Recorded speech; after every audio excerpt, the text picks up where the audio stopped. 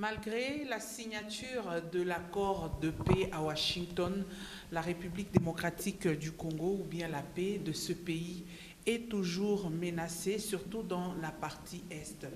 En deuxième lieu, nous parlerons de l'opération Kanyamaka CC. Les jeunes Louchois ou de la province du Haut-Katanga se disent être arrêtés de façon arbitraire. Mesdames et messieurs, je suis très heureuse de vous retrouver branchés sur l'étoile numérique. Bienvenue à vous tous à cette émission d'analyse et débat InfoScanner, une émission qui passe chaque semaine sur vos antennes. Nous allons décortiquer les deux sujets d'actualité. Sur ce plateau, deux invités. Aujourd'hui, pas d'analyste maison, mais seulement deux invités. Le premier, c'est Junior Menji. Bienvenue. Merci Madame Diane, c'est toujours un plaisir d'être encore une fois de plus parmi les invités des marques.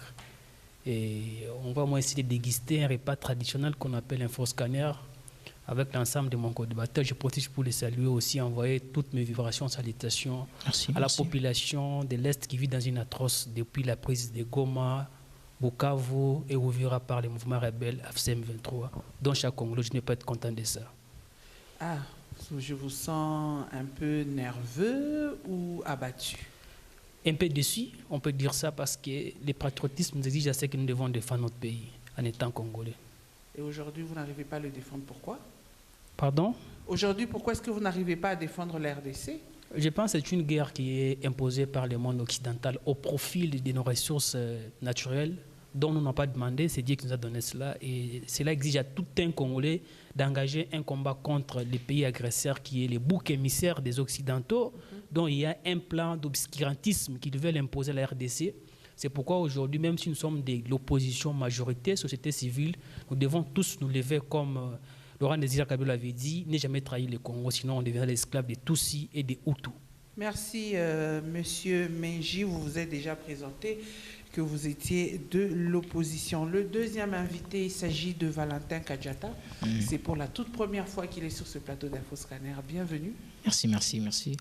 Sentez-vous vraiment à l'aise sur ce plateau? Tellement à l'aise, ouais, c'est un plateau de famille. Je suis vraiment à l'aise. Je suis content en tout cas. Je vous remercie pour l'invitation.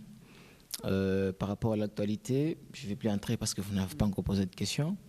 Moi, je ne peux pas vraiment présenter mon indignation par rapport à l'ingouvernabilité au sommet de l'État, mais je vais juste dire que tout ce que nous vivons aujourd'hui, c'est juste l'issue ou bien la conséquence oui, de tout ce qui se passe à Kinshasa. Donc pour moi, je trouve qu'il n'appartient pas au peuple congolais de blâmer ce qui se passe à l'Est, mais plutôt de voir l'acteur ou bien la personne qui doit et surtout en tout cas de trouver une solution. Je vais vous souligner, mesdames et messieurs, que Valentin Kadjata est un acteur politique.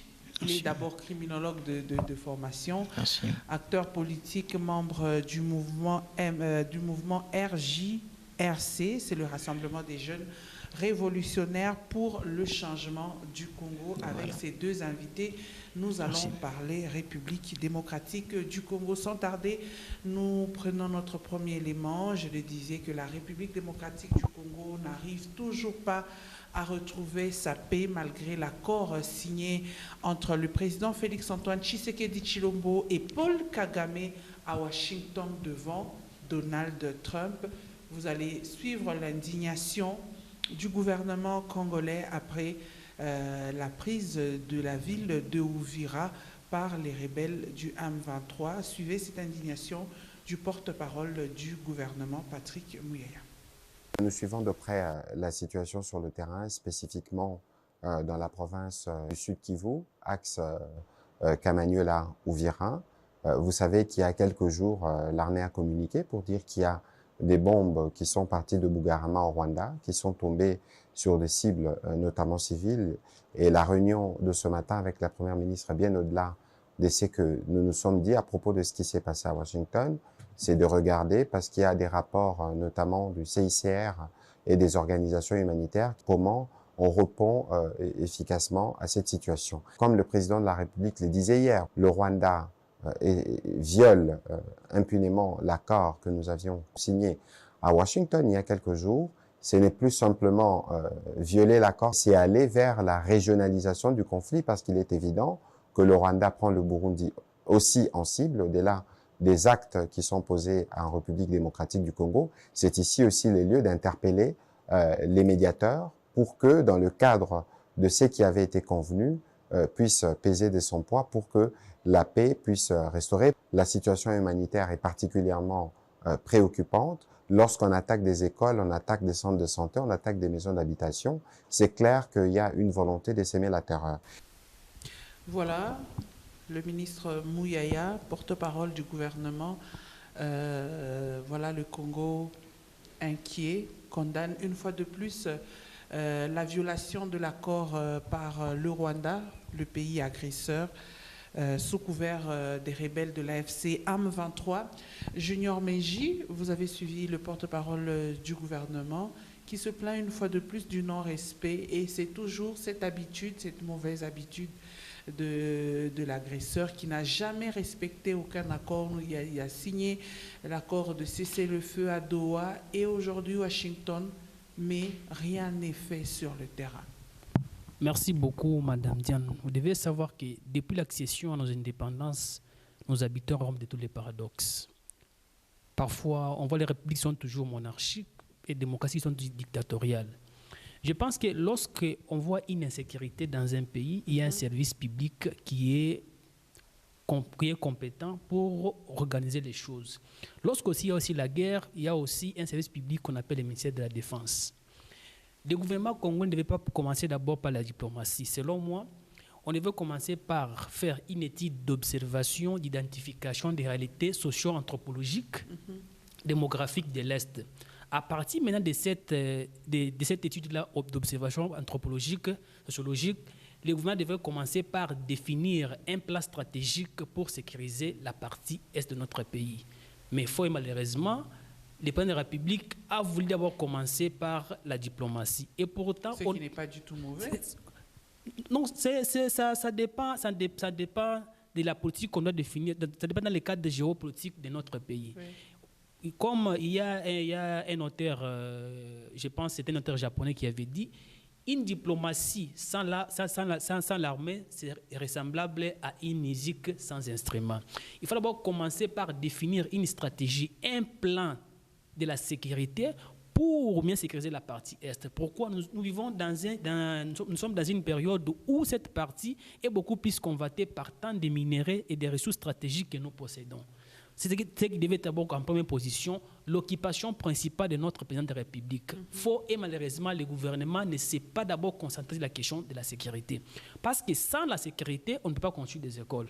Sans la sécurité, on ne peut pas construire des routes. Il faut d'abord commencer par définir un plan stratégique partant d'une politique définie par le gouvernement et par son service des ministères de la Défense pour défendre le pays contre toute attaque extérieure. Mais qu'est-ce qui a été fait? Il n'y a pas quelque chose qui a été fait jusque-là. Mais quand même le gouvernement arrivé jusqu'au niveau de dire que notre armée est infiltrée. Mais si l'armée est infiltrée, qu'est-ce qu'on aura fait de 7 ans du pouvoir du président Fachi afin qu'on puisse identifier réellement les vrais Congolais et les vrais militaires qui doivent combattre pour défendre la patrie? Il n'y en a pas.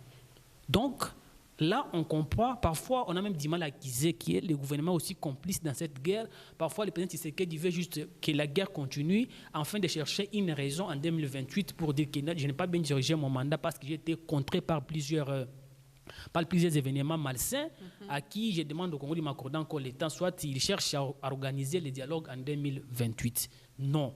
Nous demandons à ce que le gouvernement qu'il puisse conjuguer les efforts les plus vite possible pour définir un plan stratégique partant des services compétents selon les ministères des Affaires selon le ministère de la Défense, le ministère des Affaires étrangères comme on a déjà dit par la diplomatie, afin que nous puissions retrouver notre autorité sur le plan international.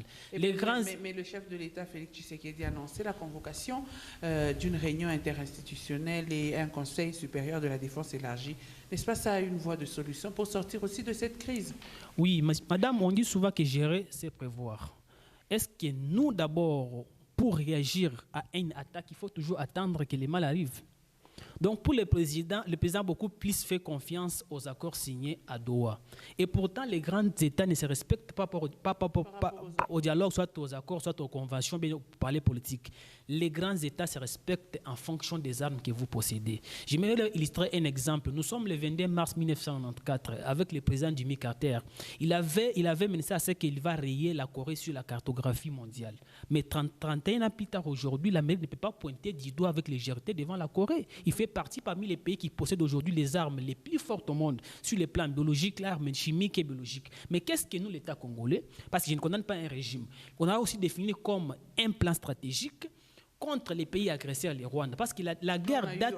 On a quand même eu beaucoup de sérieux problèmes. À un moment, on ne pouvait pas acheter des armes. Vous le savez. Mais on ne pouvait pas s'acheter des armes. Ce n'est pas l'argent qui manquait, mais nous étions frappés par cette mesure-là. Mais on n'avait pas refusé à l'État congolais de ne pas former des bons militaires. On n'avait pas refusé à l'État congolais de ne pas créer des écoles académiques les plus fortes au monde. On n'avait pas interdit à l'État congolais de ne pas signer les accords avec les pays sérieux. Aujourd'hui, nous partons devant les Occidentaux qui sont les Rwandais comme les boucs émissaires du monde occidental aujourd'hui.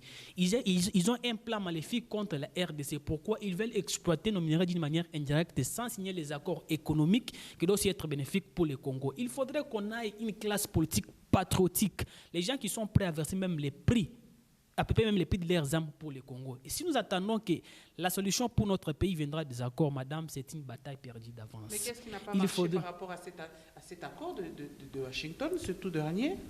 Voilà, on a même vu les deux chefs d'État se déplacer. Exactement. Ce qui n'a pas marché dans cet accord est celle-ci. Kagame, c'est un bouc émissaire des États-Unis. Il a encore un bouc émissaire, le bouc émissaire du Qatar. Les États-Unis ont déjà investi au Rwanda, beaucoup de milliards au Rwanda, tout comme aussi le Qatar. Alors, nous sommes partis signer les accords en position de faiblesse. Parce que si le Rwanda va attaquer, et nous aussi on avait attaqué, tous les deux États s'attaquent, on déclare une guerre. Selon la résolution de 2773 des Conseils des Nations Unies, on avait demandé à ce que le Rwanda puisse retirer ses troupes sur le sol congolais. Directement sur le plan international, le gouvernement congolais a été reconnu comme victime. Et le Congo avait 1000% de déclarer la guerre contre le Rwanda. Ça ne devait pas être une violation sur le plan international. Mais qu'est-ce que notre État a fait de cela? Il n'y a pas une plaque qui a été définie. On ne peut pas commencer à faire confiance aux autres États. Nous sommes un pays souverain. Même dernièrement, quand vous avez suivi Donald Trump qui a fait une sortie médiatique vraiment qui a touché beaucoup de Congolais, jusqu'à ce qu'il dit que nous avons terminé la guerre au Congo. Et pourtant, les jours qu'on est en train de signer les accords à Louvinga, on a tué à peu près plus de 74 civils. Mais quel est le résultat de l'accord? Parce que même en économie, on dit l'initiation d'un projet et ses résultats, il y a une différence. On peut initier un bon projet, mais la durabilité des résultats obtenus après les projets, c'est qui doit puisse beaucoup compter. Qu'est-ce que l'accord nous a apporté aujourd'hui? Il n'y a rien qui change sur le terrain. Nanga, avec ses amis qui avancent, qui continuent à prendre nos villes. Et nous, là, le gouvernement attend toujours quand il y aura les mal qui arrivent pour réagir. Parce qu'il y a le chef de l'État convoqué une réunion d'urgence par rapport à la sécurité. Cela, on comprend que nous sommes un gouvernement qui est faible, qui attend toujours à ce que les mal arrivent, trop distrait, occupé par des choses qui ne sont pas importantes. Non, il ne faut pas dire que le gouvernement est distrait. Les gens se battent, hein, papa. Ils se battent, mais pourquoi à chaque fois, quand les mouvements rebelles avancent, notre armée doit faire les replis? C'est sur base de quoi? Parce qu'on a déjà reconnu, comme le gouvernement victime par rapport à la résolution de 2773 du Conseil des Nations Unies. C'est comme si, même le gouvernement aussi est complice de ce qui est en train de se passer aujourd'hui. On dirait que c'est comme si le gouvernement est complice. On ne sait pas vraiment comprendre. Et nous, la jeunesse aujourd'hui, nous sommes en train de voir, d'être témoins de notre propre histoire. Les anciens chefs des institutions dans ce pays-ci, l'exemple comme Corneille Nangaa, il fut l'ancien chef d'une institution d'appui à la démocratie. Mais aujourd'hui, par la boulimie du pouvoir, il est parvenu à trahir le Congo pour aller s'allier avec un pays qui envie tant nos minéraux depuis plusieurs années. Est-ce que peut-on comprendre que nous avons une bonne classe politique? Et les gouvernements aussi, parce qu'on n'est pas appelé papa juste par l'appellation. On est papa lorsqu'on assume ses responsabilités, on scolarise ses enfants, on répond à leurs conditions. Mais quelle a été la politique définie par notre gouvernement pour protéger la population? Parce que la mission d'un État sur les plans nationaux, nous avons la mission, la protection de sa population, assurer sa sécurité, garder l'intégrité territoriale. Mais pour le moment, donc on peut dire que notre État a échoué à ses missions régaliennes parce qu'il n'a pas si parvenu à définir une bonne politique pour protéger la population telle que la Constitution l'a définie. Merci, M. Menji. Valentin Kadjata, c'est quoi l'analyse que vous faites de cet accord de Washington qui a été signé entre le président Tshisekedi et Kagame devant Trump? Merci beaucoup, madame. Moi, quand je parle surtout de cette thématique, de cette problématique, étant que criminologue, je trouve que, premièrement, pour aboutir à un accord, il faut d'abord une négociation. Okay. Ça, c'est une théorie qui est développée par Roger Richard et William O'Grady. Je pense que ceux qui s'intéressent plus à la géopolitique, analyse des conflits, savent cela. Premièrement, nous avons mal procédé. Et si vous procédez mal, vous ne pouvez pas bien aboutir mal. Oui, aboutir donc à une conclusion, bien à une issue importante en faveur de la République du Congo. Nous avons commencé, premièrement, à signer des accords sans des négociations au niveau interne. Pourquoi? Parce que, normalement, pour arriver à un accord, il faut d'abord commencer par les négociations. La dernière sortie de Mme Wagner-Kwamba, elle a dit que nous avons été astreints de signer les accords. Je ne sais pas si vous avez suivi. Donc, c'est-à-dire quoi? Pour signer un accord, il faut d'abord commencer à négocier. Négocier sur base de quoi? Il y a 4 principes qui régissent les modalités de négociation. Là, le premier principe, c'était traiter d'abord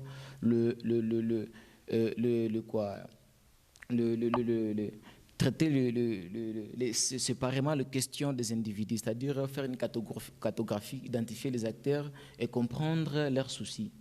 Le deuxième des choses, c'est savoir identifier les intérêts qui entrent en jeu.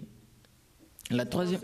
Et vous pensez que le gouvernement ne sait pas tout ça? Oui, je pense qu'à cette question... Le gouvernement connaît très bien les intérêts du Rwanda, connaît très bien les intérêts de Corneille Nangaa et son équipe. Si, en tout cas, il y avait d'intérêt à faveur de la RDC. En tout cas, Donald Trump ne pouvait pas dire que Félix Tshisekedi est venu me supplier pour que je puisse lui apporter la paix en contrepartie des minerais. Il n'aurait pas dit ça. Donc, pour dire que si aujourd'hui nous avons l'accord, d'ailleurs cet accord-là, par rapport à la Constitution, s'inscrit dans quel article? Parce que la ministre Wagner-Kwamba nous dit que l'accord s'inscrit à l'article de la Constitution, l'article 214 de la Constitution. Pourtant, dans cet article, il devrait y avoir une loi qui devait, en tout cas, diligenter l'applicabilité de cet accord. Nous n'avons pas eu. Le Parlement n'a pas été avisé pour ça. Mais chose drôle, parce que comme il y a une confusion ostentatoire au niveau présent. Cela ne fait pas partie des mesures d'urgence. Est-ce qu'il faut toujours passer par le Parlement pour prendre une telle décision? Si, en tout cas, le président Félix comprenait qu'il y avait une mesure d'urgence, il aurait déjà décrété le dialogue, le pourparler interne d'abord. Parce que c'est là l'Assemblée, parce que l'institution qui représente le peuple, ce n'est pas le chef de l'État, c'est le Parlement qui représente le peuple. Il aurait dit, écoutez, ce qu'avait dit Vital Kamerhe. Lui, néanmoins, il a effectué une descente sur le terrain. À Bunagana, quand Bunagana est tombé, il est parti, il avait conseillé devant le parlementaire, il avait dit, le temps n'est pas en notre faveur, c'est le temps de dialoguer avec ces gens, c'est le temps de faire un dialogue inclusif. Avant même l'arrivée, avant la tombée de Rutshuru au niveau encore de Bunagana, avant même la tombée de Goma, déjà Vital Kamerhe avait prévu cela. Voyez-vous, madame? Donc déjà, dans le chef du gouvernement, du président de la République, cette mesure d'urgence, en tout cas, moi j'ai l'impression que nous lui donnons plus de cette sympathie-là. Normalement, lui, il n'est pas dans ça, en fait. Le président de la République. Oui, il n'est pas dans ça. Parce qu'il ne respecte premièrement pas les principes normaux qui doivent aboutir à un accord normal, parce que cet accord-là n'a pas même de nomenclature par rapport à la Constitution. Ça ne s'implace nulle part. Ça viole premièrement la Constitution par rapport à l'article 213 et 214. Par rapport à la déclaration de Madame la ministre des Affaires extérieures, elle avait dit que l'accord est régi par l'article 214. Et si cet accord est régi par l'article 214, on doit avoir une loi appropriée pour l'applicabilité de cet accord. Quelque chose qui n'a pas été fait. Au-delà de ça, madame, je vais encore plus vous choquer. Aujourd'hui, qui est déjà signé, cet accord déjà signé. Je vais encore plus vous choquer. C'est encore plus danger. C'est pourquoi je vous dis, c'est encore plus le danger. Pourquoi? Parce que Avant qu'il y ait l'accord signé le 27 juin 2025, il y avait l'accord de principe signé le 24 ou bien le 4 avril. L'accord de principe. Je pense que c'était une déclaration de principe, voilà, déclaration de principe qui donnait vraiment les prototypes. Donc c'était les prototypes types pour aboutir à un accord de paix, voyez-vous. Maintenant, à partir de là-bas, le président, s'il avait vraiment cette lucidité-là, devrait amener ces principes, cet accord de principes devant le Parlement. C'est ce que stipule la loi par rapport à l'article 213 de la Constitution. Maintenant, le peuple congolais, parce que c'est la seule institution qui représente le peuple, devant le Parlement, le peuple congolais devait discuter via les députés. Voyez-vous, madame. Voilà, qu'à cela ne tienne, tout a été signé sans le Parlement. Mais pourquoi ça ne marche pas? Voilà, c'est ce que dit la Bible, l'arrogance précède la chute. Quand vous ne respectez pas, pourquoi? Non, c'est sérieux. Pourquoi? Parce que, en fait, selon Jean-Jacques Rousseau qui dit dans son ouvrage Le contrat social, il dit que la Constitution est un acte qui légitime le pouvoir juridique et le pouvoir politique. C'est-à-dire, dès lors un président ou bien un acteur politique viole un seul article de la Constitution, cet acte-là qu'il va poser sera donc un sacrilège au niveau du pouvoir politique. Donc ça biaise directement le pouvoir politique. Parce que c'est la Constitution qui diligente l'État congolais. Ce n'est pas l'État congolais qui diligente la Constitution. Voyez-vous, madame? C'est-à-dire quoi? Le président est censé, d'ailleurs c'est sa mission. La mission est là pour qu'il assume le bon fonctionnement des institutions, le respect strict de la Constitution. Maintenant, si vous, président de la République, vous dites d'abord, vous-même là, vous dites qui peut m'interdire moi? D'abord dans un langage étatique. Ça c'est passé, ça c'est vieux. Ça c'est vieux, c'est passé, mais dans un État, tout acte interne a des répercussions sur le plan international. Aujourd'hui, si nous vivons, même ça, les gens qui condamnent le Rwanda, il faut condamner le Rwanda. Bien sûr, on va condamner le Rwanda. Ça change quoi? Parce que c'est vous-même. Il faut condamner parce que le Rwanda nous agresse. Oui, voilà, aujourd'hui. Il faut condamner parce qu'il y a des morts dans la partie est. Voilà, aujourd'hui, là, devant que je condamne le. Il faut condamner parce que les nombres de déplacés qu'enregistre la RDC n'a jamais été enregistré en Afrique. Oui, il faut condamner aussi. Moi, je condamne, à votre présence, je condamne le Rwanda agresse la RDC. Ça change quoi? Ça change rien. Mais je veux condamner. Ça change quelque chose. Voilà, si ça change quelque chose. Et aujourd'hui, les autres Congolais qui vont vous écouter, qui vont vous suivre, vont aussi condamner. Et quand on finit de condamner, un jour, on se réveille, on prend des décisions. Madame, vous êtes d'accord avec moi? La politique étrangère ne se réjouit pas sur base de condamnation. C'est sur base des faits. Sur le plan international, il faut aller dans une posture. Si vous n'êtes pas en position de force, il faut avoir des stratégies pour diligenter des négociations afin d'aboutir à un bel accord. C'est ça. C'est tout simple. Le président a fait de faire. Le président a fait. Non. Qu'est-ce qu'il est en train de faire? Je vais vous montrer, je vais encore vous illustrer un petit exemple. Je pense qu'apparemment, vous m'alsifiez, mais je vais toujours vous montrer comment le président a violé intempestivement presque tous les articles de la Constitution. Nous sommes le 24 juillet, le président dit que le matériel du Rwanda passe par l'Ouganda. Vous êtes d'accord avec moi que le 1-23 fut créé en Ouganda. Donc la base militaire du 1-23 se trouve en Ouganda. Parmi le militaire du 1-23, il y a le militaire ougandais. Mais jamais on nous a incombé de dénoncer l'Ouganda par rapport à ça. Pourquoi? Parce que le gouvernement avait signé des accords militaires avec l'Ouganda. Vous avez vu avec moi, ce n'est pas un secret de polichinelle. Nous avons vu les chefs d'état-major ougandais arriver à Kinshasa. Et c'est ce qui pousse aujourd'hui au Rwanda de violer l'accord de paix. C'est quand même l'accord de paix. Ou bien c'est Donald Trump qui nous vend du vent? Donald Trump, premièrement, c'est un capitaliste. Il a, dans toute cette procédure-là de négociation, de médiation, il disait que j'avais déjà fini la guerre à l'est du pays. Et pourtant, sur le terrain, c'était du chaos. Pourquoi? Parce que Félix Tshisekedi, récemment, il a dit clairement. Moi, je trouve que quand un président trompe son peuple, c'est une haute trahison, selon la Constitution. Le président de la République a très bien dit que, récemment même dans son discours, il avait dit que moi, je n'ai pas bradé le minerai congolais. Mais ce n'est pas bien au-delà d'hier, Donald Trump est venu, il avait dit que le président Félix m'a supplié, il a voulu la paix contre le minerai. Pourquoi aujourd'hui vous voulez condamner le président Tshisekedi, M. Kadiata? Parce que nous savons que cette guerre ne date pas de l'époque de Tshisekedi. Ça fait quand même 3 décennies que nous sommes agressés par le Rwanda. Très belle question. Pourquoi je condamne aujourd'hui? En tout cas, personnellement, je ne le condamne pas, mais si en tout cas il a de bons conseillers et qu'il nous écoute pour le moment, je pense qu'il va tirer certaines choses importantes qui peuvent en tout cas profiter au président de la République en termes de stratégie. En fait, moi personnellement, à ce que je sache, il y a eu 4 opérations. 3 opérations. Il y avait l'opération Umoja, c'était en 2012, en 2009, pour justement identifier, déloger les FDLR. Je pense que c'était sous l'égide du président du régime passé. Et la problématique des FDLR avait déjà pris fin. Les Biamong aujourd'hui, qui sont là-bas, qui sont les pions d'IM 23, étaient étaient emprisonnés, étaient incarcérés. Qui est venu les libérer, madame? C'est toujours M. Tshisekedi. Ce n'était pas Kabila. Kabila n'était pas aux manœuvres. Maintenant, Biamungu, là, qui a été libéré, il est là. C'est lui qui est en train de manœuvrer, qui est en train de diligenter toutes les affaires.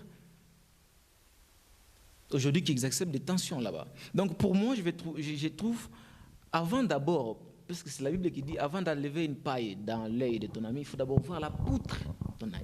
Avant que je te condamne le Rwanda, j'ai déjà condamné à maintes reprises. Moi, personnellement, je trouve que ça n'a rien changé. Mais je regarde sur le plan interne.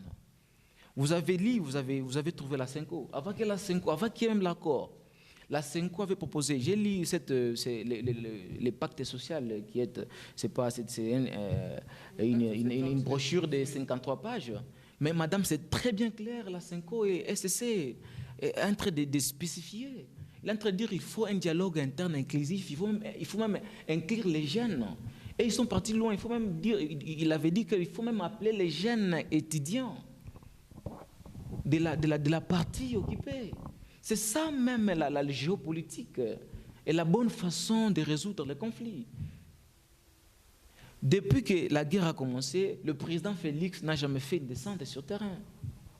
Là où ça tire? Oui, là où ça tire, n'a jamais effectué de descente. Vous avez suivi, nous sommes dans un état de guerre, vous nommez un ministre à la défense, un infirmier. En plus, au-delà de ça, vous lui rejoignez. Qui vous a dit qu'un infirmier ne peut pas avoir des compétences en défense? Oui, parce que Vous pouvez être de formation, d'une autre formation, et vous avez aussi d'autres compétences. Les études, ça, c'est rien. Madame, je vous dis, pour le moment, ce sont les vies humaines. Un infirmier peut faire autre chose. Un infirmier peut faire autre chose, mais il s'agit de stratégies. Oui, je suis criminologue. Aujourd'hui, vous êtes acteur politique. Pourquoi est-ce que vous n'êtes pas parce que sciences sociales et politiques pour faire ça? Oui, parce que justement pour faire de la politique, il ne s'agit pas, parce que même les sciences sociales forment des politologues. Mais là, il s'agit d'une stratégie. Moi, je suis criminologue, je peux travailler dans les agences de renseignement parce que j'anticipe à moi des stratégies pour résoudre des problèmes. Par exemple, qui vous a dit que le ministre n'a pas fait des études après en criminologie? C'est simple, sans là, je suis... C'est juste pour compléter, pour vous faire voir que sa formation en infirmerie n'a rien à faire. Au-delà de ça, nous avons suivi, il avait dit que, bon, je vais toujours vous choquer parce que ce sont des choses, moi je n'ai fait que tirer ce qui vient du gouvernement. C'est le même ministre de la Défense qui avait dit que je ferais la guerre par l'eau, par la mer, par tout ça. Aujourd'hui, où on en est avec cette déclaration? Le président de la République, lors de la chute de Goma, qu'est-ce qu'il nous avait dit? Je suis en train de coordonner une riposte rigoureuse. Ça donne de l'espoir. En fait, nous, on étudie dans gestion des ressources humaines, on dit que la promesse sème à une personne un espoir. Voyez-vous? Donc, quand le président de la République avait promis à son peuple que je vais en tout cas coordonner une riposte rigoureuse, on s'entendait à ce que le président organise son armée et fasse une riposte contre les M23. Mais fort malheureusement, lorsque j'avais entendu son discours, lui, il s'est résumé à une riposte rigoureuse sur la diplomatie. Il ne faut pas condamner ou s'étonner de ce que le chef de l'État a dit. Mais nous sommes en guerre. Nous sommes en guerre. Là, nous devons faire autre chose que condamner le chef de l'État. Par exemple, ne s'est pas couché sur ses lauriers, il est en train aussi de se battre. Junior Meji. Merci beaucoup, Madame Diane. Je pense que pendant cette période, un Rwandais ne peut jamais condamner son président, Voilà. quels que soient les camps politiques que nous possédons.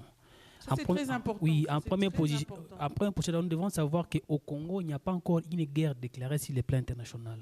On dit que les Rwandais nous agressent. Ce sont des termes politiques qui se jouent, qui est différent de ce qui se passe en Ukraine et en Russie. Quand mon frère, bon, pour ne pas paradoxer, c'est quoi ces arguments? On ne peut pas ratifier un accord qui n'est pas encore entériné par les chefs de l'État. Parce que nous avons passé par plusieurs phases. Il y avait d'abord la déclaration des principes le 4 avril.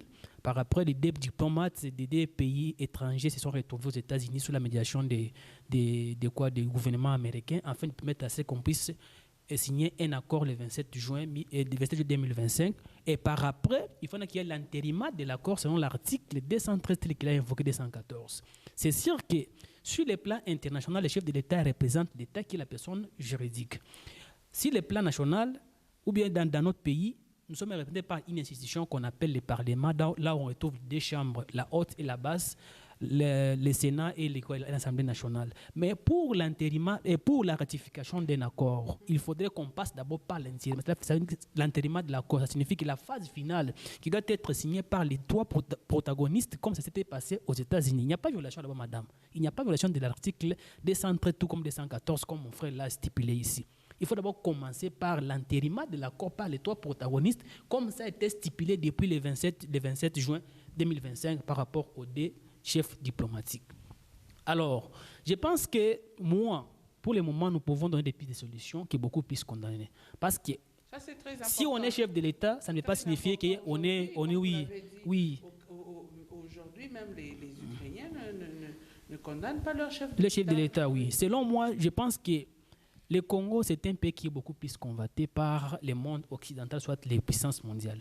Et il revient à nous, les Congolais, de comprendre que c'est comme si une belle fille qui est dans un quartier où tout le monde les envie. Maintenant, il faudrait prendre les mesures et les précautions pour se sécuriser, se protéger.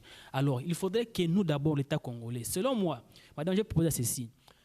Dès qu'une personne obtient le diplôme d'État, avant qu'il aille à l'université, il doit passer même 6 mois de formation. Que chaque... Oui, militaire, oui, formation militaire. Que chaque Congolais au moins ait même une petite formation par rapport comment maîtriser même manière quoi ici une arme, une fusil. Ça sera quand même une façon de se sécuriser. Parce qu'en Angola, quand vous partez en Angola, ça ne sera pas dangereux. Présent. Avec l'esprit congolais.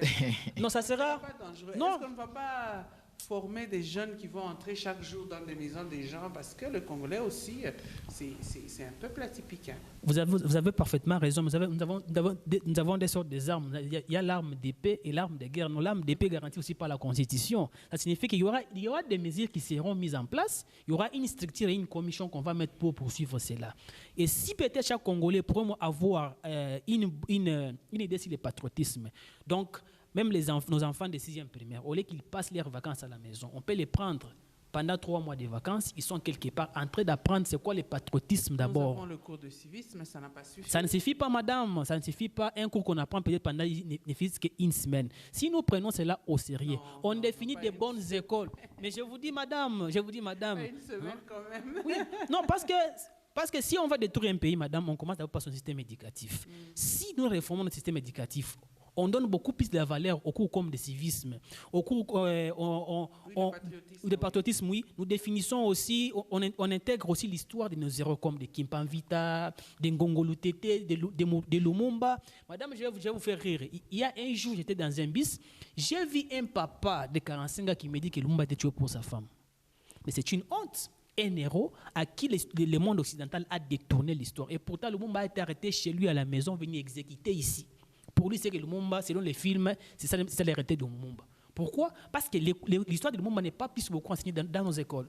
Il faudrait que nous, les Africains, nous puissions être décomplexés du monde occidental, qu'on définisse notre propre politique à nous. Parce qu'on ne dira pas qu'aujourd'hui, pour diriger les pays africains, tout est venu des Blancs. Non. Parce que quand ils sont venus ici, ils ont trouvé les Congolais avec des royaumes comme le royaume Congo, le royaume Luba, le royaume Congo, le royaume Luba, les empires. Tout. Non, moi, j'ai fait partie d'une génération décomplexée de ma vie. D'ailleurs, nous aussi, peut-être les jours qu'on aura les pouvoirs dans ce pays, madame, on définira une bonne politique, on va défendre ce pays. Nous sommes des vrais patriotes.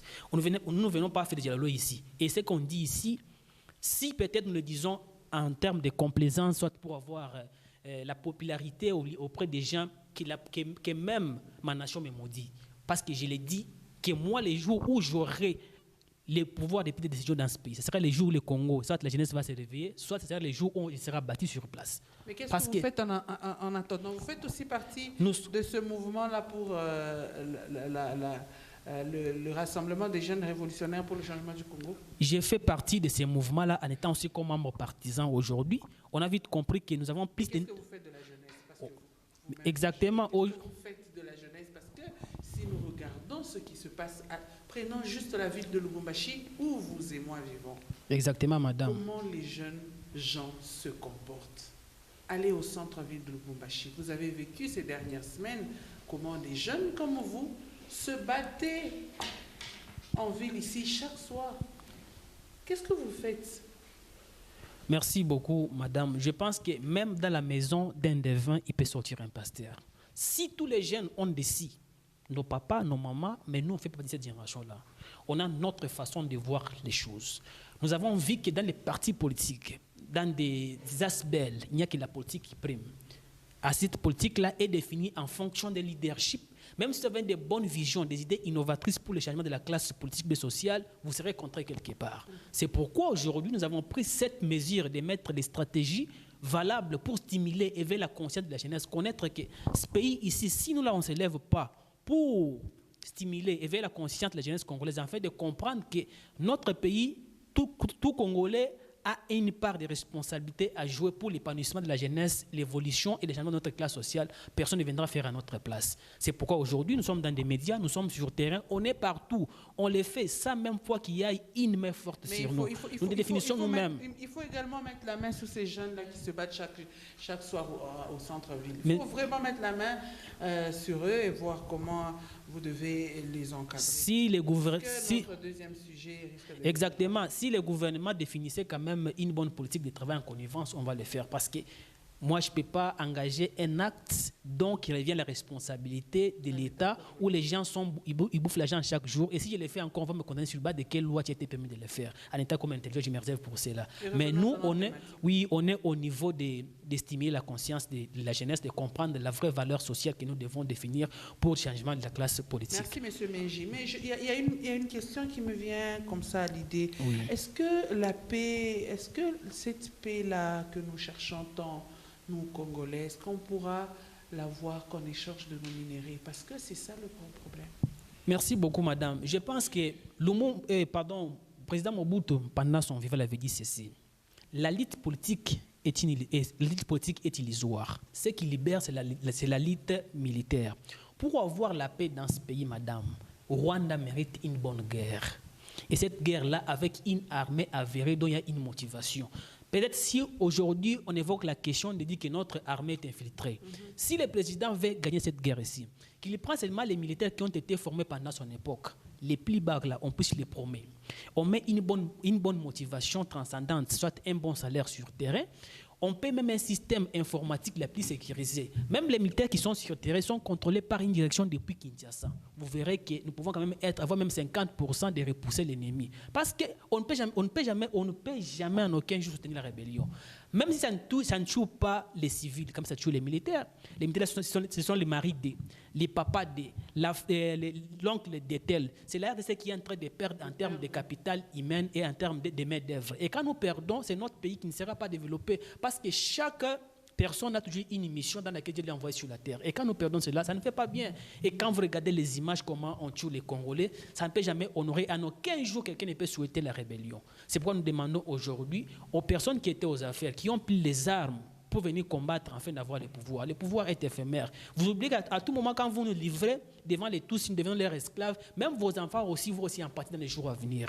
Nous demandons, quels qu'ils soient leurs accords signés, maléfiques, quoi qu'il en soit, qu'ils puissent aussi avoir l'héritage qui vont léguer à la jeunesse aujourd'hui. Hier, vous avez occupé une fonction stratégique dans ce pays, mais demain, on voit en étant comme un rebelle, soit vous occupez dans un poste X ou Y des mouvements rebelles. Mais qu'est-ce que des frustrations?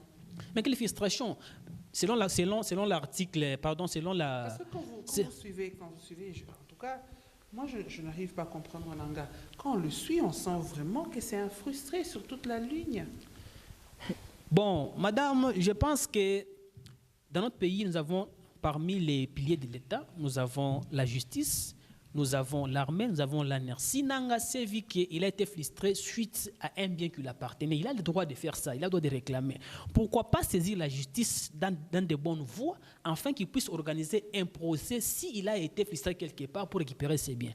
Est-ce que cela peut être une question d'aller trahir la nation? Parce qu'il n'a pas trahi seulement la classe politique, il a trahi toute une nation. Combien de gens sont morts aujourd'hui? Nanga, lui, n'est pas touché. Également, tout comme Tshisekedi et son gouvernement sont bien sécurisés. C'est nous, les peuples bas, qui empathisent dans les histoires de la guerre, nous n'avons pas une protection, parce que pendant la guerre, les politiques mettent sur terrain leur démonstration du pouvoir pour se protéger. Ce sont les enfants des pauvres qui sont appelés pour aller intégrer l'armée et défendre le pays. Après même avoir remporté la victoire, ils ne sont même pas promis, c'est toujours les enfants qui vont occuper des fonctions stratégiques dans ce pays-ci. Pourquoi nous demandons à ce que nous, les peuples bas, nous voulons la paix dans notre pays, que le gouvernement conjugue les efforts les plus vite possible de promettre les militaires les plus bas au poste de commandement qui puissent récupérer les territoires occupés. Je suis un patriote congolais, je ne peux jamais soutenir en aucun jour la rébellion dans mon pays. Merci, Monsieur Junior Meiji. Je peux balayer un peu. Qu'est-ce que vous nous donnez comme piste de solution, Valentin Kadjata? Je puis un peu balayer un peu de vérifier semé par mon frère. Parce le gouvernement congolais. Non, je ne condamne pas. Parce que nous n'avons pas le droit de le faire sur ce plateau, surtout en ce moment où nous sommes agressés par un voisin. Voilà, et je suis un vrai patriote, moi, et je ne condamne pas le gouvernement congolais, mais plutôt je condamne les gouvernances qui est en tout cas visible par tout le monde. Je vais d'abord commencer par dire à mon frère, l'entérinement dans un français simple suffit juste la confirmation. Quand vous lisez l'accord signé le 27, on avait dit que l'accord entre en vigueur dès lors de sa signature. Dans cet accord, à son article 6, alinéa 2, il est dit qu'il y aura un autre accord d'intégration qui sera intitulé intégration régionale et économique.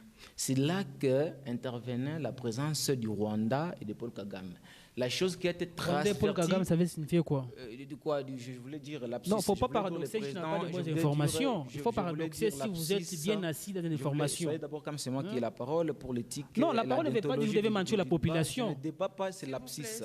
J'ai dit, c'est là que le gouvernement, le président Félix Tshisekedi et le président rwandais devraient se raconter pour entériner cet accord qui serait intitulé accord cadre d'intégration régionale et économique. C'est la première des choses. La deuxième des choses, quand on parle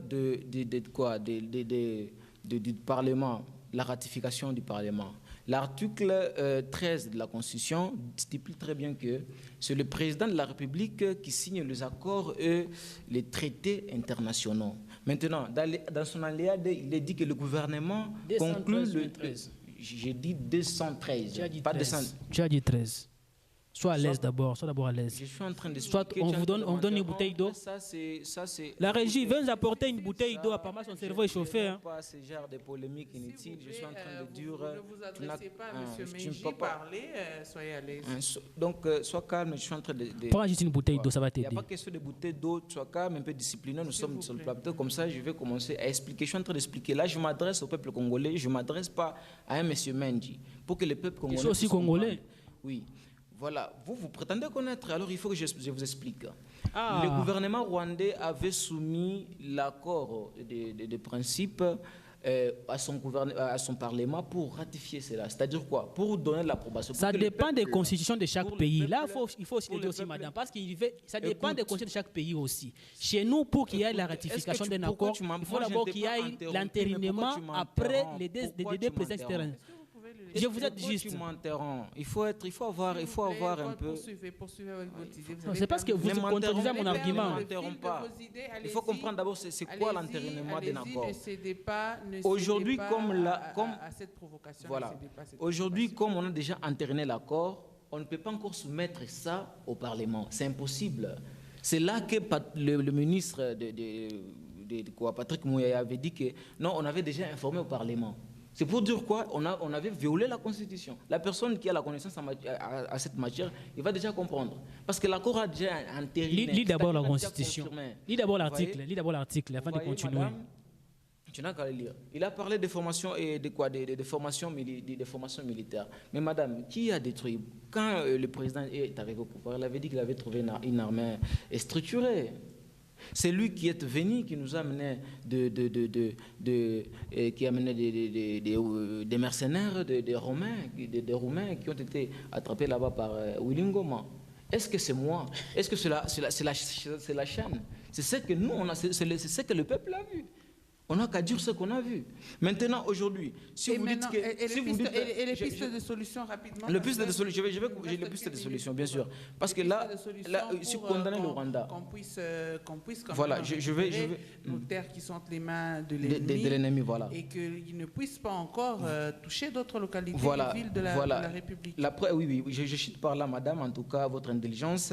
Condamner le Rwanda, je dis, la mission régalienne d'un pays sur le plan international, c'est défendre l'intérêt de sa nation. Ouais. C'est-à-dire, moi, si je trouve une pérosité, aujourd'hui, le Congo étant président, par exemple, je deviens président du Congo un jour, je trouve une pérosité en Ouganda, en Angola, je vais pénétrer pour trouver, parce que les États ne sont pas, en tout cas, complets.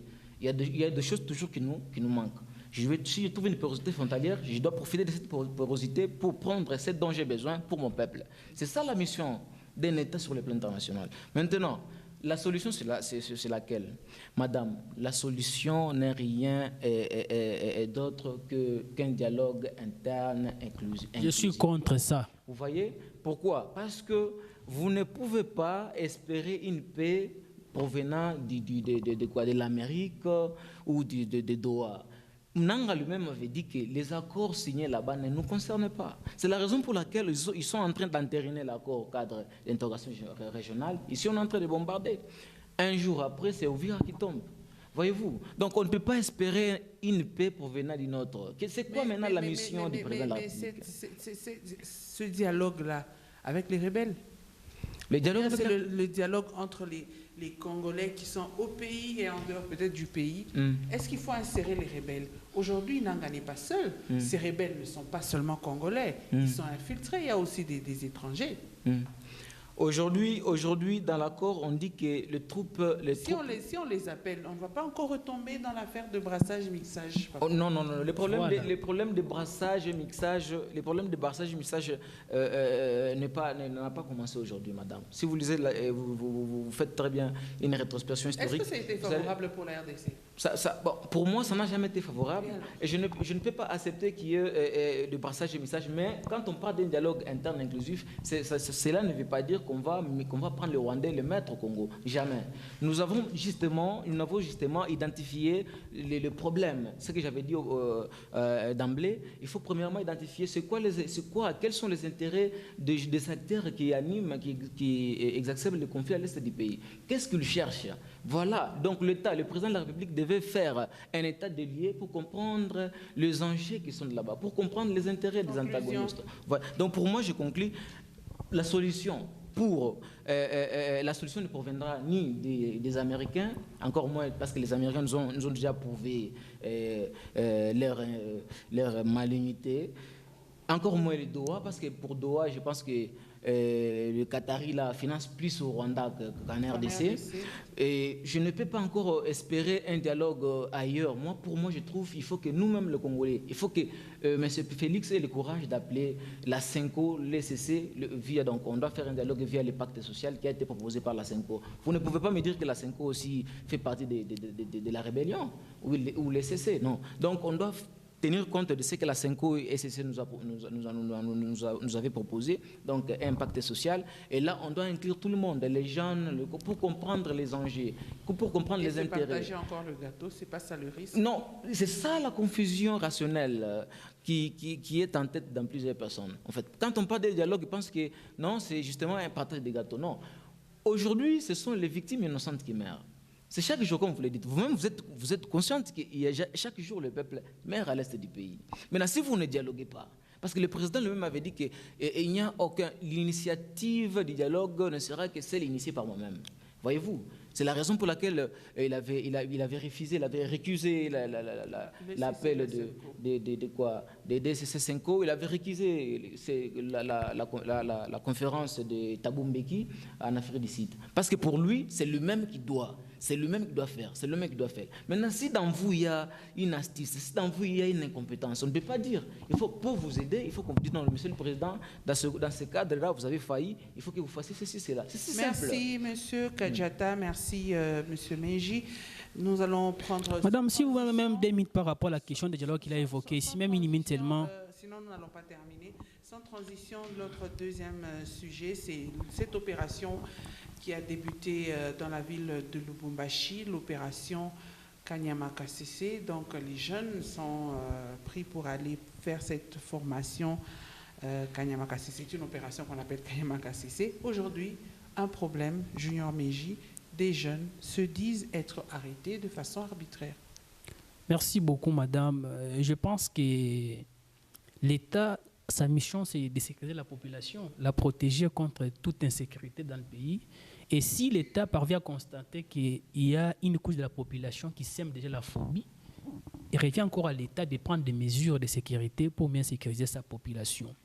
Ce que moi je condamne est que la manière dont aujourd'hui on est en train de faire les choses d'une manière violente, je peux dire ça, parce qu'il faut d'abord qu'on puisse commencer par l'identification dans chaque quartier les coins qui semblent être, qui possèdent une obscurité, soit des comportements de chaque jeune. Vous ne pouvez pas, comme ce que j'ai vu par exemple au niveau de Machipicha, on voit les militaires qui débarquent, ils commencent à arrêter les gens parce qu'il a beaucoup de cheveux. Est-ce qu'avoir beaucoup de cheveux, cela fait de quelqu'un un délinquant? Comme vous deux là. Exactement,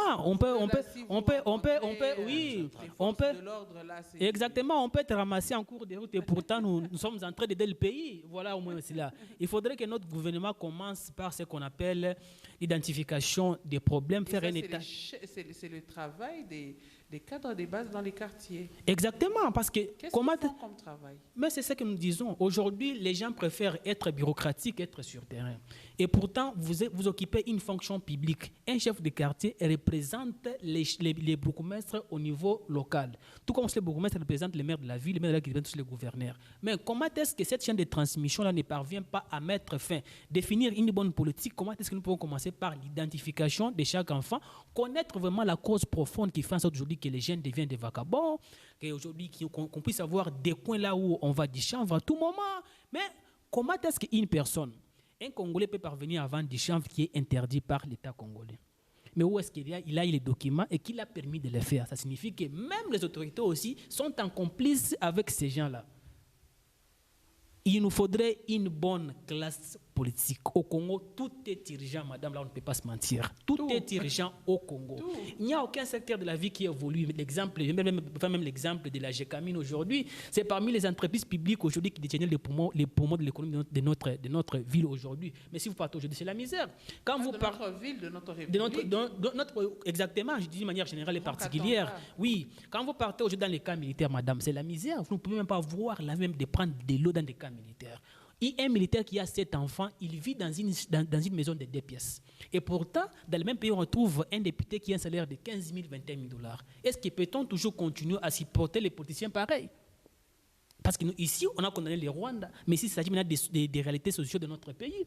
La jeunesse congolaise aujourd'hui est en train de grouper dans la misère. Il n'y a rien qui change. Aucune bonne politique définie pour lutter contre le chômage, lutter contre quoi qu'il en soit. Est-ce que l'on regarde ce problème en amont au lieu Exactement. Oui, parce que pour finir un problème, il faut commencer par l'identification des problèmes. La source, c'est quoi d'abord la source du problème qui fait en sorte aujourd'hui que les jeunes se livrent dans des comportements malsains? Qu'est-ce qui fait? Il n'y a pas de boulot, il n'y a pas d'occupation. Parce que si chaque jeune au moins...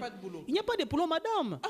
Est-ce que connaissez-vous une entreprise publique aujourd'hui qui est en train d'engager les jeunes, voire même, est-ce que vous savez que, s'il vous plaît, madame, est-ce que vous devez être chercheur ou créateur d'emploi? Ça va, là il y a un problème. Maintenant, pourquoi nous partons à l'université? Parce qu'il y a plusieurs facultés que nous faisons. Quelqu'un qui a fini en droit, il doit chercher quoi comme boulot? Son problème, c'est de défendre les causes des vulnérables. Il doit aller chercher le boulot où? Parce que selon notre constitution, on dit que chaque famille doit avoir un avocat. Est-ce que c'est fait au Congo? Les derniers concours des magistrats ont été faits en 2013. Il faudrait attendre encore 8 ans après, à 10 ans, pour organiser encore les concours magistraux. Donc l'intervalle des étudiants qui ont fini pendant 10 ans n'ont jamais été engagés jusqu'au jour d'aujourd'hui. 2024. Est-ce que c'est normal ça, madame? Quand vous partez aujourd'hui même dans une entreprise publique pour déposer une demande d'emploi, en fait d'être engagé, on va vous demander de la part de qui? Il faut avoir un parrain. Et pourtant, créer une entreprise qui va nous sortir la saleté au centre-ville. Mais les fonds viendront d'où? Parce que même pour ramasser les choses, l'entreprise pour lutter contre l'insalubrité, madame, il faut avoir des moyens, il faut payer des machines. Vous devez payer les gens qui doivent être employés. Où est-ce que nous aurons les fonds? Il n'y en a pas. Même quand nous partons au camp pour avoir des fonds, c'est difficile pour être ici même par un chef de quartier. Il faut toujours l'audience. Et l'audience là, tu ne vas pas même 3 à 4 semaines, un chef de quartier. Nous, la jeunesse aujourd'hui, on se retrouve pas vraiment. Ce n'est pas parce que vous ne faites rien ou parce que vous vous comportez mal que vous n'êtes pas écoutés, vous jeunes. Si on ne fait rien, pourquoi on devient licencié aujourd'hui? J'ai dépensé mon an, ce n'est pas moins de 5 millions de dollars pour devenir licencié au Congo. En dehors de ça, il y a même plusieurs réalités pour devenir même licencié au Congo. Moi, j'ai aidé l'État, je me suis formé en fait que l'État aussi puisse aussi venir à mon secours. Où est-ce qu'il est devenu aujourd'hui? Moi, ma mère à moi a vendu du tangaoui, c'est pour que je devienne licencié aujourd'hui, mais j'ai manque comment retenir les sourires par manque de mon système. Partout on part pour toquer, on demande vous venez de la part de qui? Et pourtant, le principe principal qui est reconnu dans le monde public, soit dans un service public, il faut passer par les concours, l'appel à la candidature, formation et affectation. Mais c'est par quel mécanisme que l'État congolais parvient à employer les jeunes? Et peut-être le principe principal, c'est qu'il faut passer par les concours. Quand vous partez dans des entreprises publiques, il n'y a pas de concours. Même dans nos entreprises privées, ici, là où l'État a fait quoi ici, dans les entreprises privées, je vous dis, madame, même devenir un agent dans les marchés, supermarchés, il faut toujours avoir des parapluies. Est-ce que c'est normal ça au Congo? Est-ce que c'est normal ça vraiment? Peut-on toujours continuer? Je vous dis ce qui est la vérité. Il y a toujours de l'influence derrière ça.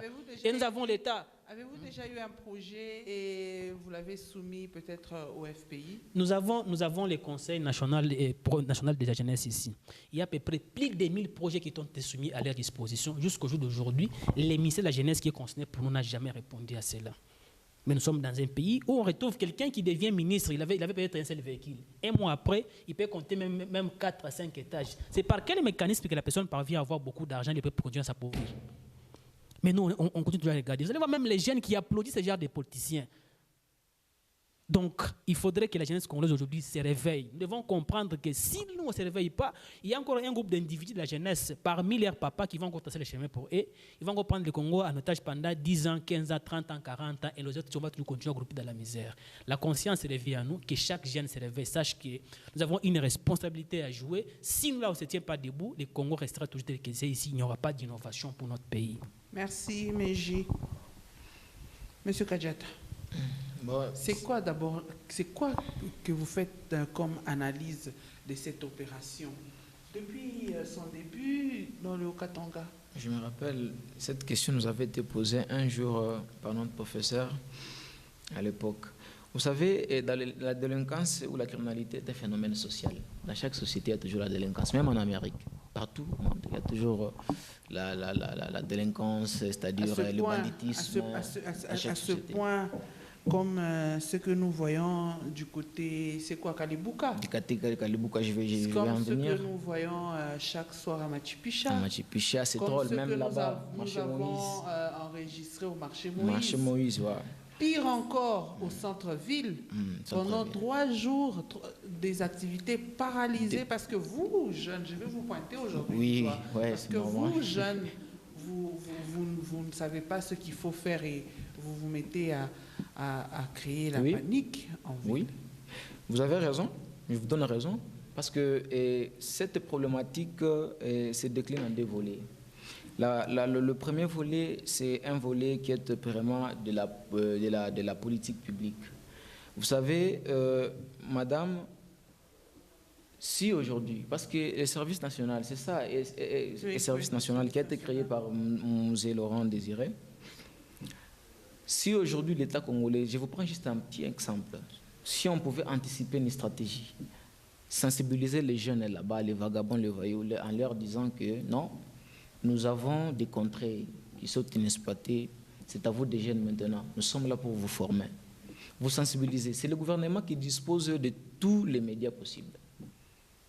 Pourquoi ne pas sensibiliser seulement ces jeunes-là? Vous les sensibilisez pour qu'ils comprennent. Parce que même Aristote le dit très bien, pour changer une société, il faut d'abord changer sa façon de penser. Pourquoi ne pas sensibiliser seulement les jeunes? Vous les sensibilisez. Même moi, si m'aurait... Mais le peuple... pas encore conscient. Le peuple... Non. Est-ce que vous ne savez pas que ce que vous faites, la fumée du chanvre, taper sur les pauvres individus, arracher les sacs à ces femmes qui passent sur la rue, c'est mauvais. C'est une conséquence de l'ingouvernance. C'est la raison pour laquelle je vous ai dit, parce qu'il y a deux volets. Le premier volet, d'abord, on devait d'abord sensibiliser. Même moi, si cette agence s'est revenue chez moi, me dire non, comme tu es talentueux dans tel domaine, tu peux aller à Kanyamaka. Je pouvais en tout cas volontiers y aller. Pourquoi D'abord, ça, c'est en violation encore de la loi. Il ne faut pas aussi tomber dans le populisme. Toi, tu peux aller remercier toi. Non, laisse-moi. Mais pourquoi toi, quand je parle, tu m'interromps? Qu'est-ce qui se passe finalement? Parle. Moi, je suis tellement discipliné. Quand une personne parle, j'ai en tout cas le sens d'écoute. Il faut savoir développer ça. C'est tellement Parle, ne perds pas ton temps. Donc, on devrait normalement sensibiliser les jeunes. Les sensibilisant, les jeunes pourraient prendre conscience et comprendre. Non, ça, c'est pour notre bien. Aujourd'hui, il y a certaines personnes, moi je connais certaines personnes qui disent... Cette façon de ramasser les jeunes. C'est d'abord en violation de la Constitution, c'est de la loi aussi, même de la Constitution. Il est dit que pour attraper quelqu'un, il faut que, premièrement, vous lui teniez au courant de son arrestation. L'article 52. Vous voyez? Donc c'est ça. Maintenant, premièrement, vous-même, le gouvernement là, avec votre politique publique, vous violez la Constitution, vous violez les lois de votre propre pays. Nous, qu'est-ce qu'on doit faire, nous, les jeunes? Au-delà de ça, le deuxième volet, maintenant, c'est le volet qui est vraiment sociologique. C'est ce que vous avez dit maintenant, au fumer des chanvres, tout ça. Comme je vous avais dit, c'est partout on fume des chanvres. Le problème, c'est lequel? Le gouvernement doit tenir compte. Ça a toujours été comme ça. Même dans la problématique de la crise à l'est du pays, dans chaque crise, il faut toujours avoir l'habitude de creuser la cause profonde de la chose. Qu'est-ce qui fait à ce que telle chose soit là? C'est ça la problématique. Aujourd'hui, ce n'est pas question seulement du chômage, parce que le chômage se trouve partout. Le problème, c'est quoi? Aujourd'hui, on a mal programmé le système éducatif congolais. Est-ce qu'aujourd'hui, madame, en tout cas, ne m'interromps pas, c'est tellement important. Est-ce qu'aujourd'hui, je ne sais pas, je ne sais pas, je n'ai pas eu un seul cours aux humanités, encore moins à l'université, qui nous enseignait comment entreprendre avec les petits P qu'on trouve. Si moi je savais, s'il y avait un seul professeur qui pouvait m'apprendre le rudiment d'argent, comment orienter l'argent, comment entreprendre, je ne pouvais pas me procurer des montres, des téléphones. Donc tu étais inconscient. L'auto-formation, là, ça vient maintenant avec la dynamique sociale. C'est tellement important. Président? L'entrepreneuriat, en tout cas, moi je mets en défi, moi personnellement, à ce que je sais, l'entrepreneuriat, c'est un cours qui se donne à l'université. Encore à l'université, avec la précarité économique de notre pays, ce n'est pas tout le monde qui a... Donc tu étais inconscient à cette époque-là. Ce n'est pas tout le monde qui a la possibilité d'aller à l'université, vous voyez. Donc, madame, pour moi, je trouve que c'est un problème d'abord qui est, premièrement, un problème de la politique publique. Deuxièmement, c'est un problème qui est sociétal. Maintenant, moi, en tant que criminologue, il faut que le gouvernement programme ou bien mette en place les mécanismes pour endiguer cette criminalité-là. Maintenant, c'est quoi que vous allez donner comme conseil pour que cette opération ne se fasse pas avec beaucoup de problèmes. D'exaction de problèmes, voilà. Moi, je donne gratuitement à l'État congolais. Parce que moi, j'ai payé ça, j'ai souffert pour avoir des connaissances, mais je veux lui donner justement parce qu'il s'agit de l'État, pour les services nationaux. Madame, la première des choses, c'est d'abord conscientiser les jeunes. On va leur dire, non, faites ça. C'est ce qui est important. Et quand vous trouvez de l'argent, investissez dans ça. L'État va vous appuyer dans ça. Voyez-vous, si seulement la jeunesse prend conscience et si la jeunesse se confie à son gouvernement, à son État, madame, je vous dis, il y aura une réduction ostentatoire du taux de criminalité en Lubumbashi. Merci. Voyez-vous. Encore moins, je vais vous dire, je ne sais pas si... Vous n'étiez pas encore conclu. Je conclus déjà, c'est beaucoup de choses. D'abord, aujourd'hui, c'était une très bonne sujet, mais fort malheureusement, vous ne m'avez pas assez donné le temps, contrairement à lui. Mais je vais vous dire encore... Là, vous me taquinez, quand je vais répliquer, vous me taquinez de tous les mots. Encore encore moins, ce qui m'étonne encore moins, les jeunes aujourd'hui qui sont pris là-bas à Kanyamaka CC sont enviés par d'autres jeunes ici. Merci. C'est la conséquence, la politique publique. Et nous terminons avec vous, M. Meji, rapidement, parce qu'une minute pour conclure. Merci beaucoup, Madame Diane, pardon, pour cette belle invitation que vous avez disposée à notre modeste personne, à qui, quand même, nous avons essayé d'avoir un échange républicain. Chacun de nous a donné comme une idée innovatrice par rapport à notre classe politique, tout comme sociale. Nous jetons toutes les responsabilités politiques comme sur l'État congolais, parce que tout ce qu'on peut dire, ça va se limiter à quelque part. Mais les gens qui ont la signature, ce sont là qui sont au pouvoir aujourd'hui. C'est le chef d'État qui a la capacité, même les monopoles de la violence, comme mon ami vient de le dire ici, que l'État est en train de violer la Constitution. La même Constitution donne encore le pouvoir à l'État de les violer pour l'intérêt de la population. Ça, il faut retenir ça dans ta tête. Alors, à son article 170 de la Constitution. Alors, la bonne politique pour lutter contre la criminalité urbaine, il faut que chaque jeune puisse avoir une préoccupation. Comme ce qui a été fait à Kanyamaka, si on peut l'élargir aussi sur toute l'étendue de notre pays.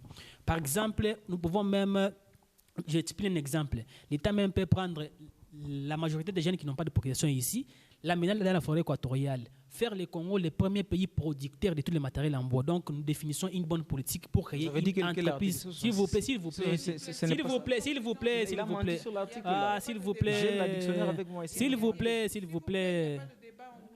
Monsieur, sois concis et puis il ne faut pas mentir devant les... Lorsque tu ne débouches pas la folle, il semble être impoli. Tu es impoli. Laisse-moi pas parler. Non, s'il vous plaît. Alors, non, il faut retirer ça. Lorsque... Ça va, madame. Je retire ça parce qu'il m'a intercalé. Alors, si peut-être... S'il vous plaît, pas ce genre de propos sur un plateau. Parce qu'il m'a intercalé, madame. Cette émission aussi à caractère pédagogique. Pédagogique et éthique aussi. Des attitudes et des langages à prendre quand on est sur le plateau. C'est une phrase des notaires, ça ne vient pas du Non. moment. Non. Je conclue, s'il vous plaît. Vous me dérangez, monsieur. Faut-il me déranger pourquoi? Vous me dérangez pourquoi, monsieur? Alors, si chaque jeune pourrait avoir une préoccupation aujourd'hui, notre pays a beaucoup de potentialités.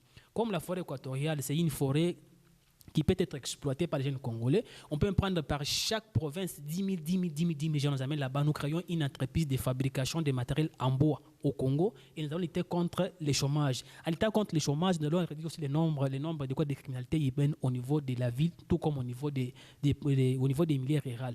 Parce que la police est censée protéger la population. Madame, je vais vous faire rire.